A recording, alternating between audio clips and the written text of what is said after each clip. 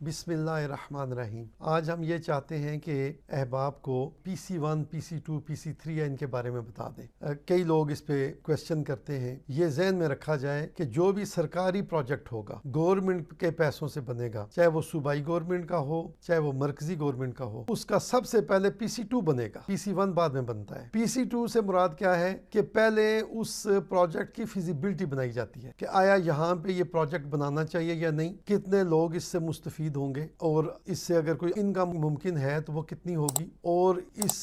پہ خرچہ کتنا آئے گا، اور اس کا ماحول پہ کیا اثر پڑے گا۔ ہر حوالے سے جو ابتدائی فیزیبلٹی ہوتی ہے وہ PC2 میں ہوتی ہے، اور PC2 جب بن جائے اور وہ پروجیکٹ فیزیبل ہو تو پھر اس کے اوپر PC1 بنایا جاتا ہے۔ PC1 میں پھر ساری اس کی، جسے ہم عربی میں کہتے ہیں ما لہا و ما لہو، یعنی اس کے بارے میں تمام معلومات PC1 میں ہم لاتے ہیں کہ یہ کس جگہ پروجیکٹ بنے گا، کتنی زمین پہ بنے گا، اس زمین کی قیمت کتنی ہوگی، وہ زمین سرکاری ہے یا پرائیویٹ ہے، اور اس کو ہم کس طرح ایکوائر کریں گے، اور اس کے اوپر خرچہ کتنا آئے گا، اور اس کے بعد پھر اس کے اوپر بلڈنگ کتنی بڑی بنے گی۔ اس بلڈنگ میں بھی پھر جو ہے ہم کوانٹیفیکیشن بھی کرتے ہیں ایئر وائز کہ پہلے سال میں ہم فلاں چیزیں بنائیں گے، ان پہ اتنا خرچہ آئے گا، دوسرے سال فلاں چیزیں بنائیں گے۔ یعنی پروجیکٹ کے پہلی اینٹ رکھنے سے، بلکہ اس کے سنگ بنیاد رکھنے سے لے کر اس کے مکمل ہونے تک تمام چیزیں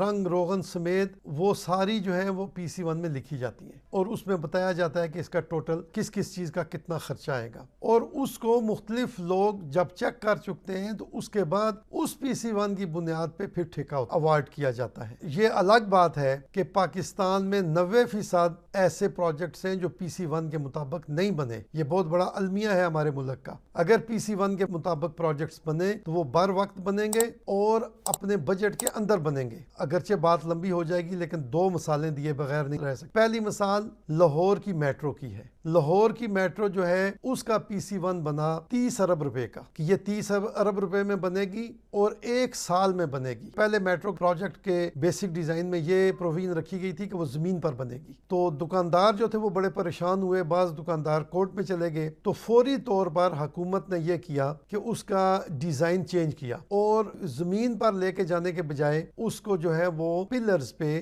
زمین سے کوئی 20 فٹ 25 فٹ اٹھا کے اسے بنا دیا گیا، اور اس کے بعد جو ہے وہ بر وقت بننا شروع ہو گئی، اور پھر 11 ماہ میں وہ بن گئی، اور اس کے ساتھ جو ہے وہ 29 ارب اور 50 کروڑ میں بن گئی، یعنی 50 کروڑ روپیہ اس کا بچ بھی گیا۔ تو آج تک جو پلاننگ کے ایکسپرٹ ہیں وہ اس کو مثال سمجھتے ہیں، وہ کہتے ہیں کہ بر وقت PC1 میں امینڈمنٹ بھی کر لی گئی، اس کا خرچہ بھی نہیں بڑھا، اور پھر یہ ہے کہ اس کی پراپر مانیٹرنگ ہوئی، اور اس اعتبار سے وہ پروجیکٹ جو ہے وہ بر وقت بن کے تھوڑے پیسوں میں 11 ماہ میں بن گیا، وقت بھی بچ گیا 1 ماہ کا، اور پیسے بھی 50 کروڑ روپے بچ گئے۔ اس کے مقابلے میں ہمارے اسلام آباد کا جو